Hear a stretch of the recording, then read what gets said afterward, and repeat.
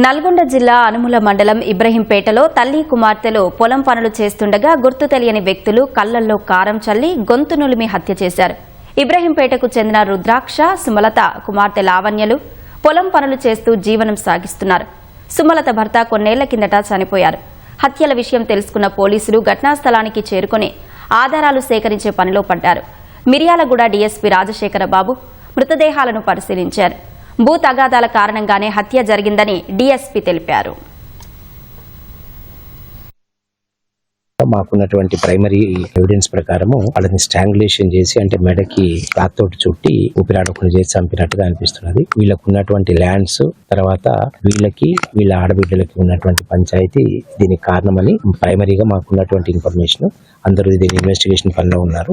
దీంట్లో ఎవరెవరు ఇన్వాల్వ్ అయ్యారు, ఏ విధంగా జరిగింది, దీని మోటివ్ ఏంటి, అసలు ఈ మర్డర్కి ఉన్నటువంటి కరెక్ట్ మోటివ్ ఏంటి, ఈవినింగ్ వరకు మాకు కొంత క్లారిటీ వచ్చేస్తుంది. దీంట్లో భూ తగాదాలని దృష్టిలో పెట్టుకొని విత్ ఇన్ ఫ్యామిలీ సర్కిల్లో జరిగినటువంటి మర్డర్ లాగా మాకు అనిపిస్తుంది.